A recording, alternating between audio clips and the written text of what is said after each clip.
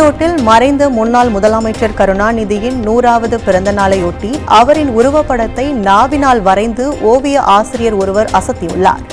ஈரோடு இந்திரா நகர் பகுதியைச் சேர்ந்த ஓவிய ஆசிரியர் ஷானவாஸ் வித்தியாசமான முறையில் கருணாநிதியின் 100வது பிறந்த நாளுக்கு ஓவியம் தீட்ட முடிவு செய்தார்.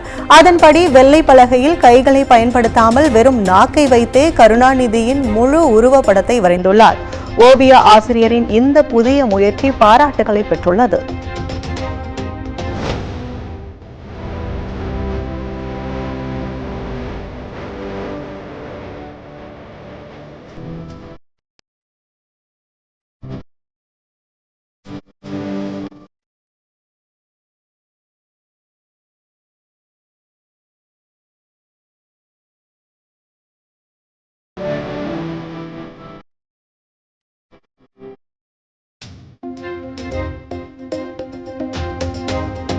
கரூர் அருகே மகளுக்கு பாலியல் தொல்லை அளித்த தந்தையை போலீசார் குண்டர் தடுப்பு சட்டத்தில் கைது செய்தனர். பெருமாள்பட்டி கிராமத்தைச் சேர்ந்த செல்வராஜ் என்பவர் தனது மகளுக்கு கடந்த 1 மாத காலமாக பாலியல் தொல்லை கொடுத்து வந்ததாக கூறப்படுகிறது. இதுகுறித்து சிறுமியின் தாயார் அளித்த புகாரின் பேரில் போலீசார் செல்வராஜை கைது செய்தனர். இந்நிலையில் மாவட்ட காவல் கண்காணிப்பாளர் மற்றும் ஆட்சியரின் உத்தரவின் பேரில் செல்வராஜை குண்டர் தடுப்பு சட்டத்தின் கீழ் போலீசார் கைது செய்து சிறையில் அடைத்தனர்.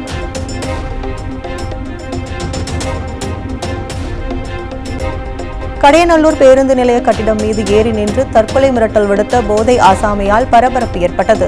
தென்காசி மாவட்டம் கடையநல்லூர் காமராஜர் பேருந்து நிலையத்தில் உள்ள கட்டிடத்தின் மீது ஏறிய போதை ஆசாமி ஒருவர் தற்கொலை செய்து கொள்ளப் போவதாக மிரட்டல் விடுத்துக் கொண்டிருந்தார். தகவல் அறிந்து வந்த போலீசார் மற்றும் தீயணைப்பு துறையினர் அவரிடம் பேச்சுவார்த்தை நடத்தி அவரை பத்திரமாக கீழே இறக்கினர். பின்னர் காவலர்கள் நடத்திய விசாரணையில் குடும்ப பிரச்சினை காரணமாக தற்கொலை முயற்சியில் இறங்கியது தெரியவந்தது.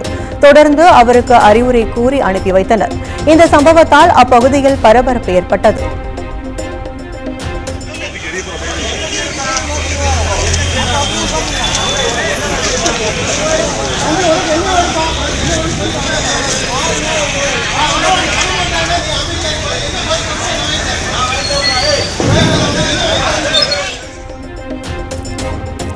உதகை தாவரவியல் பூங்காவில் வைக்கப்பட்டிருந்த டிஸ்னி வேர்ல்ட் மலர் அலங்காரம் அகற்றப்பட்டதால் சுற்றுலா பயணிகள் ஏமாற்றமடைந்தனர்.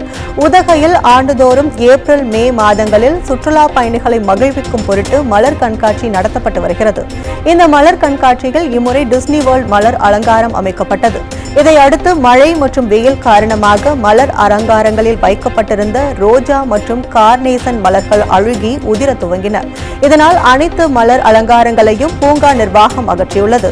இந்நிலையில் விடுமுறை தினத்தை ஒட்டி அங்கு வந்த சுற்றுலா பயணிகள் மலர் அலங்காரங்களை காண முடியாமல் ஏமாற்றமடைந்தனர். விடுமுறை தினத்தையொட்டி திற்பரப்பு அருவியில் ஏராளமான சுற்றுலா பயணிகள் உற்சாகமாக குளித்து மகிழ்ந்தனர். கன்னியாகுமரியின் முக்கிய சுற்றுலா தலங்களில் ஒன்றான திற்பரப்பு அருவியில் கனமழை காரணமாக தண்ணீர் ஆர்ப்பரித்து செல்கிறது. இருப்பினும் அருவியில் குளிக்க அனுமதி வழங்கப்பட்டுள்ள நிலையில் இன்று ஞாயிற்றுக்கிழமை விடுமுறை தினத்தையொட்டி ஏராளமான சுற்றுலா பயணிகள் வருகை தந்துள்ளனர். இதமான சூழலில் குளுமையாக வரும் அருவி நீரில் அவர்கள் ஆனந்தமாக குளித்து உற்சாகமடைந்தனர்.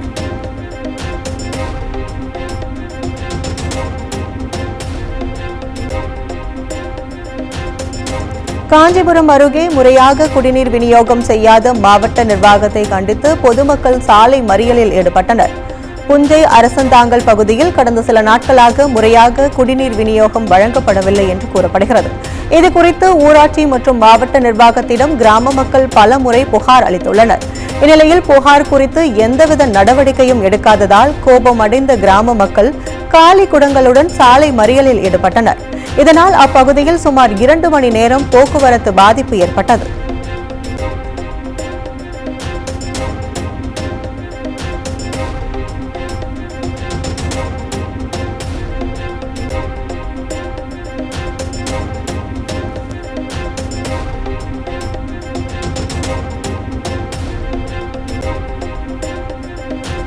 தன் மீதான குற்றச்சாட்டுக்கு எந்த ஆதாரமும் இல்லை என டெல்லி முதலமைச்சர் அரவிந்த் கெஜ்ரிவால் தெரிவித்துள்ளார்.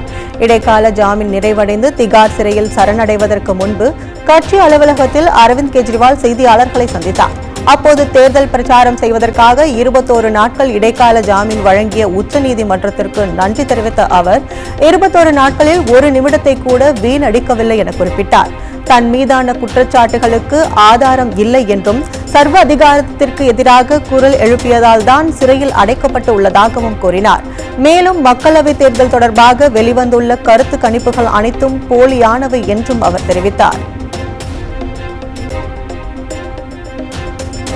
திருப்பதி ஏழுமலையான் கோயிலில் நடிகையும் ஆந்திர மாநில சுற்றுலாத்துறை அமைச்சருமான ரோஜா சுவாமி தரிசனம் செய்தார்.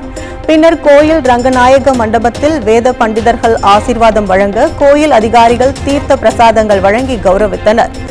தொடர்ந்து செய்தியாளர்களை சந்தித்த அவர் தேர்தல் முடிவுகள் கருத்து கணிப்பில் ஒய்எஸ்ஆர் காங்கிரஸ் கட்சி வெற்றி பெறும் என்றும் ஜெகன்மோகன் ரெட்டி மீண்டும் முதலமைச்சராக வருவார் என்றும் ரோஜா தெரிவித்தார்.